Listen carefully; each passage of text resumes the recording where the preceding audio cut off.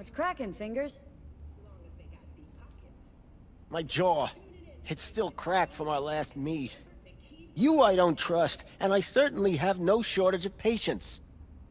Be best if you left. Now.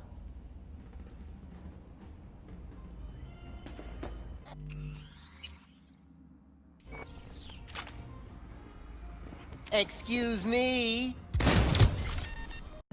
The day has finally come. Cyberpunk 2077.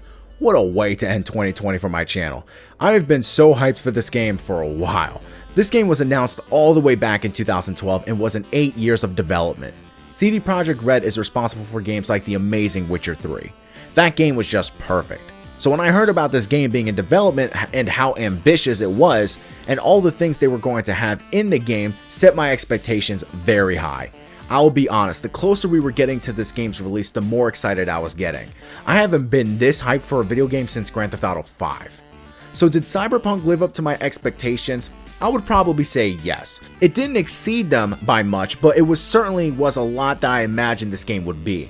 The story is amazing, not long at all honestly, but it is the side missions and stories that give the game its length. I do wish the main story was a bit longer, only because I felt like I got through it very quickly. Now the reason why it is so short is because of people not completing the Witcher 3 story, which I get, it was pretty damn long. Cyberpunk's story, along with some side missions and kinda taking my time with certain things like just discovering the city, crafting, customizing, interacting with NPCs and much more, my first playthrough took me about 24 hours of gameplay. Now the game starts you off with 3 choices in how you want to play your game. 3 different lifestyles: Nomad, Street Kid, and Corpo. Each of these lifestyles come with its own unique prologue to the game. My original playthrough I played as a Nomad, which I really enjoyed. I started a Corpo playthrough, but I didn't get too far with it, but I am interested on how that one goes. The only real big differences with these playthroughs is the prologue and the conversations and interactions you will have with characters based on the path you choose. I really liked the character customization, pretty in-depth in a lot of the choices you have. You can even choose the way you want your genitals to look like, which I mean, you know, that's cool I guess. It really doesn't have any effect to the game depending on which one you choose though. The voice acting for either your male or female V did a great job. There were complaints about how Keanu Reeves' voice acting kinda sounded stiff, but you know, I didn't find anything wrong with it myself. I always love me some Keanu Reeves. I do wish there were more romance options in the game, however. I feel like in a game that has been made for so long and the RPG elements that this game presents, it has a very low amount of romanceable characters, and especially seeing how they are also blocked by depending on the gender you choose for your V. I can hear all the cries of all the male Vs that were expecting to romance Judy. Ha! The dialogue choices you have with your character are awesome as well. I feel like there are so many ways I can make my V's attitude be. If I want to be a dick, compassionate, or kind. You have many ways you can choose on how you want your V to look by going to clothing shops as well. I just wish that when you're choosing your clothes that you can preview them on your V before buying them. There were also some tattoo choices at the beginning of the game that I didn't really like, so I was expecting to be able to go into the game and find a tattoo parlor to get more choices for my character, but that was not the case. I can't even find a barbershop to change my hairstyle after I chose it from the start of the game. That actually kind of pisses me off, because while I like my first choice at the start of the game for my female V, I wanted to change it mid-game, but there was no way I could find a way to do that. That really kind of upset me. So just make sure that when you are creating your V that you are content with how they are going to look, because you are not going to be able to change it later. They really should tell you that as soon as you finish creating your look. So a big thing about this game obviously is the first person shooting aspect, where you have a lot of choices of weapons at your disposal. You can add attachments to them, mod them to make them stronger, and have different effects to your enemies. I do kind of believe that it takes way too long for enemies to die sometimes, but I guess that all has to deal with the level of your character and how you choose certain abilities on your skill tree. It can kind of become pretty overwhelming at first, but you start to learn on how you want your character to play as the more you go through, and you will probably have a better way of how you want to play the game your second time round. The vehicles in this game are pretty interesting as well. You have quite a few choices on how you want to traverse through Night City. You can drive around in first person mode on how you've been playing throughout the whole time, or you can drive in third person mode. While I do love driving in first person mode for the immersion, I do tend to drive around in third person mode only because I have a better feel for the vehicle I am driving that way. I do believe that riding a bike is the best way to get around Night City, only because it is very easy to maneuver, and if you drive in third person, you get to look at your character you created, which I wish there were more opportunities there for that. I feel like the only time you get to really look at your main character is in the mirror, which I get because that's how life works as well, but this is a video game, man. The rules are different here. I play a video game to be a different person, so I would like to be able to see the person I created. Which is why in a game like Skyrim, they give you a choice to play in first or third person mode, or at least create some cutscenes where you can see your character more. But hey, at the end of the day, I'm still very satisfied with Cyberpunk 2077. However, I did not get to the biggest thing I'm here to talk about, and that is the graphics. Now, I want to keep this in mind for people.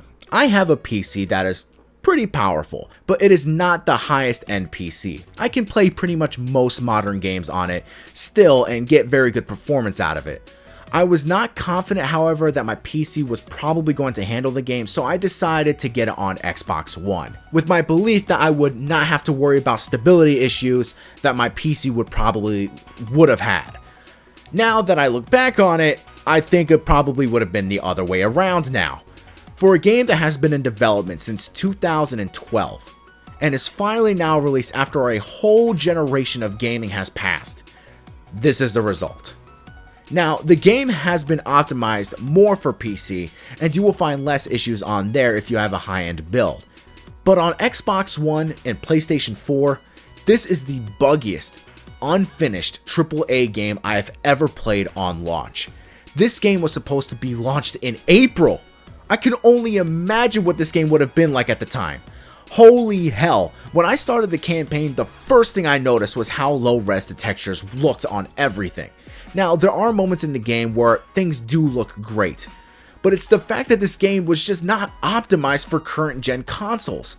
It kills me that when I started driving in my car and even getting out of it, the frame rate was so abysmal, freezing, crashing, textures not loading in, textures that shouldn't even be there, audio glitches, my character becoming a cancer patient every time I look in the mirror because I wear a goddamn hat that the game doesn't want to load in.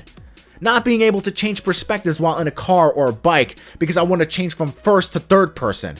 When I want to be able to read a message in a vehicle, but the vehicle keeps moving and won't let me control it anymore, then I end up crashing or hitting something. HUDs not loading in or not being able to navigate through the menus. Doors not loading in and rendering correctly so it looks like I'm walking right through them. This is insane. This is what I expect from a game to be in early access, or at least, at most, still in beta. Now, the smart thing that they could have done was to delay this game even more, but yeah, this would have pissed a lot of people off, including me, because they keep promising close release dates. Why not promise us a release date and just say, hey, this game will be released when it's finished? My problem is that they announced this game before the 8th generation of consoles were even released, which means that they should have developed the game for the 8th generation and not focus on how this will perform in the 9th generation, because hey, I hate to break it to you, but not everybody can afford a PlayStation 5 or an Xbox Series X, especially with the pandemic now, or put down the money to build a high-end perfect PC, not even including the fact that you can barely even get your hands on an Xbox or a PlayStation 5 due to the scalping and other bullshit. CD Projekt Red should have focused the development on the 8th generation because that is what most players are playing it on right now anyway. Not even that, they were hiding the advertising for this game on the 8th generation. This is literally false advertising. If you guys wanted this to be played the way it was meant to be played, should not have announced it for this game before the 8th generation consoles as early as you did. This should have been for 9th generation consoles. This should have been a 9th generation game that should have been released in 2021 and not announced so early to let people's expectations down, making them think that they were going to play a stable game on their current gen system. Don't get me wrong, obviously this game is going to be patched and probably be a very playable game in about 6 months' time. But this idea that games can be released like this and developers can fall back on the whole excuse of patches is such bullshit. And I did not expect this from CD Projekt Red.